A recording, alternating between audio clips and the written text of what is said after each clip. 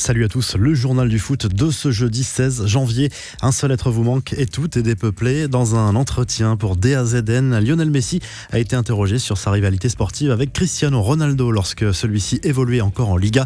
Et l'Argentin s'est montré un brin nostalgique. Le fait de se concurrencer pendant si longtemps restera gravé. Ce duel était beau sur le plan personnel et je pense que les gens ont également aimé. Les matchs contre le Real sont toujours spéciaux, mais il l'était encore plus quand Cristiano était là, a reconnu la star du Barça. Le PSG plus que jamais leader de la Ligue 1, le club parisien a cette fois déroulé à Monaco 4-1 en match en retard de la 15e journée de Ligue 1 avec un Kylian Mbappé double buteur face à son club formateur. 2 buts mais aussi 2 célébrations bien différentes pour le champion du monde. Sobre sur le premier but par respect pour son ancien public. Le jeune buteur parisien s'est en revanche lâché sur son deuxième but et il s'en est expliqué. Il y a eu quelques insultes et il faut répondre mais c'est gentil, a confié Mbappé au micro de Canal+. Neymar, encore buteur, a égalé un record de son compère de l'attaque parisienne mais aussi d'une légende du club, Carlos Bianchi. Comme eux, le Brésilien a marqué pour son 8e match consécutif sous les couleurs parisiennes. Tout était peut-être trop calme à l'OM. Jacques-Henri Hérault a décidé de porter plainte pour menace de mort après la divulgation de son adresse personnelle sur Twitter. L'affaire est prise très au sérieux par la police. Le président de l'OM reste visiblement en contact avec les enquêteurs. En coulisses, difficile de cacher les tensions. André Villas-Boas a clairement émis des doutes au sujet de son avenir à l'OM. L'ancien coach de Chelsea et de Tottenham a fait comprendre qu'il était lassé des contraintes économique du club et étonné par certains choix, notamment l'arrivée de Paul Aldridge qui va être chargé de trouver des portes de sortie à certains joueurs marseillais plutôt vers la première ligue. Le technicien portugais proche de Zubizarreta, beaucoup moins de Jacques-Henri Hérault, a lié son avenir à l'espagnol. Les infos et rumeurs du mercato avec ce message de Thiago Silva adressé à Edinson Cavani, blessé et sur le départ cet hiver ou cet été. Pour une équipe comme le PSG qui a de grands objectifs cette saison, il faut garder Eddy. Il continue à être notre matador. On a toujours confiance en ce garçon qui est spécial pour le club. J'espère qu'il pourra rester jusqu'à la fin, a lâché le capitaine parisien. En manque de temps de jeu au Barça avec seulement 3 apparitions cette saison, Jean-Claire Todibo va tenter de se relancer du côté de Schalke 04. Le défenseur central français a été prêté jusqu'à la fin de la saison au club allemand avec option d'achat.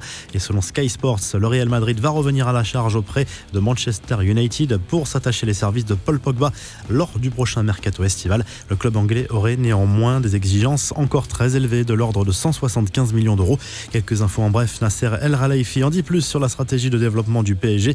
Le dirigeant parisien se félicite des résultats économiques puisque le club parisien est désormais 5e au classement des clubs les plus riches du monde. Il estime notamment que son club n'a pas besoin de ligue fermée pour continuer à se développer.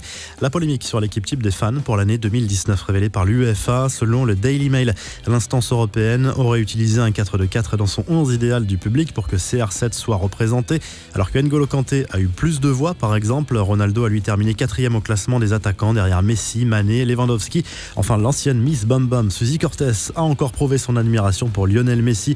La jeune femme s'est offert un tatouage représentant le visage de l'Argentin sur l'aine et fait partager la séance à ses fans.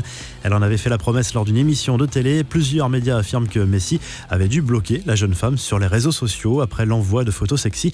La revue de presse, le journal L'équipe revient sur le large succès du PSG en principauté avec Kylian Mbappé en une. Une sérieuse mise au point des Parisiens qui avaient été accrochés dimanche dernier au Parc des Princes par ces mêmes monégasques. En Italie, Tuttosport évoque la balade de la Juve en Coupe d'Italie. Succès 4-0 des Turinois contre l'Udinese grâce notamment au doublé de Dybala. La vieille dame file en quart de finale comme le Milan AC. La Fiorentina qualifiée mercredi soir à direction l'Espagne avec la très belle une du quotidien AS qui revient sur tous les titres remportés par le Real Madrid au cours de la dernière décennie et avec notamment ses 4 Ligues des Champions ajoutées dans l'incroyable vitrine des merengues. Enfin, le quotidien Marca affirme que le Real Madrid a quasiment bouclé le transfert de Donny van de Beek pour 55 millions d'euros. Le milieu de terrain de l'Ajax devrait débarquer en Espagne l'été prochain. Vous retrouvez l'actu foot sur topmercato.com, l'appli Top Mercato et à très vite pour un nouveau journal du foot.